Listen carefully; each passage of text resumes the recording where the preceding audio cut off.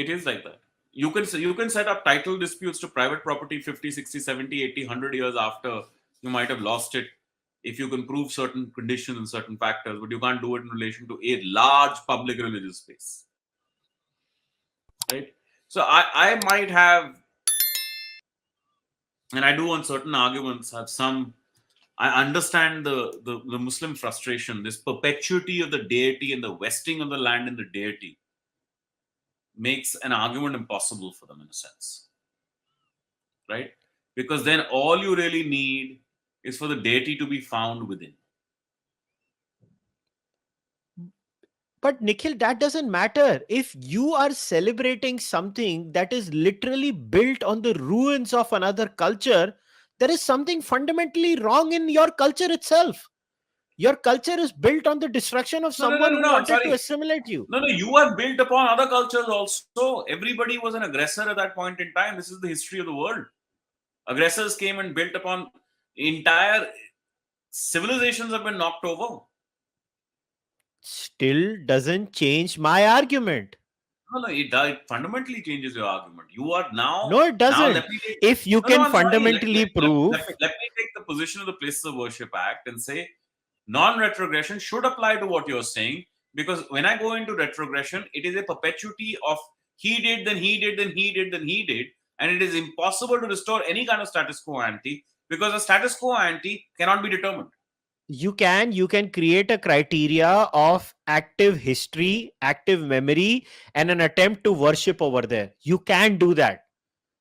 If the memory of the thing itself is wiped off and there is no effort from one side to say, okay, I want to go and pray there, I understand. Secondly, like the case of the Qutub Minar, I don't buy the argument of the Qutub Minar. At best, what they should do in the Qutub Minar case is you put a plaque over there कि ये लोगों ने, ये barbarians ने उसको तोड़ के बनाया था, रखो इसको ताकि हमको याद रहे ये barbarians थे. That I understand.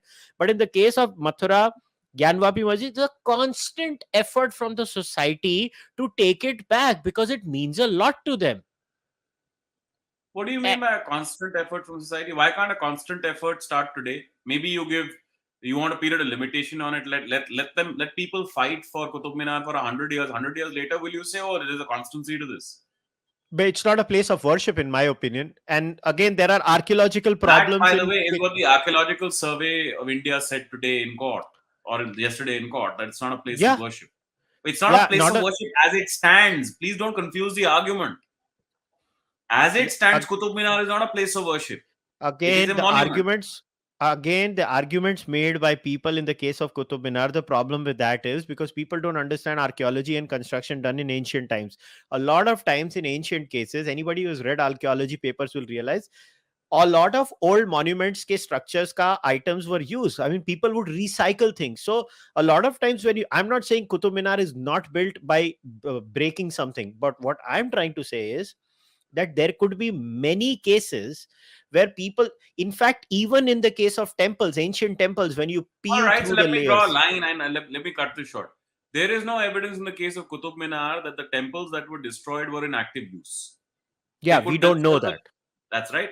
What you're trying to say is that Gyanvapi, Ayodhya, and Krishna Janmabhoomi were in active use when they were destroyed. Yes. All And right. that could be a That's a principle. criteria and take That's a those principle I temples can back. get behind. That's a principle, because otherwise, look, I know I am sort of contradicting what I was doing earlier. I don't like an absolute principle of non-retrogression. I think that's rubbish. But retrogression also has to have its, because there is no clear status quo ante to things.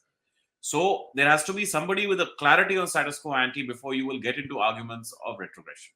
See, there is a slippery slope problem, and somebody might come back and say, no, but what about those Jain temples that Qutub Minar was built on?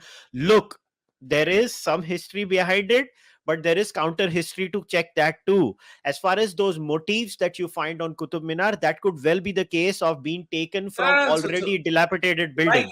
So but that's my then you, point. but then you're not actually supporting the point, because I'll tell you why. All the Jain side is saying we want to test this in a court of law. We are barred from testing it in a court of law. You don't let us test it in politics. We don't want to pick up arms. We are not the kind of people who will go on rioting. And we can't even test it in a court of law. So where do we test it? Well, let them test it in a court of law.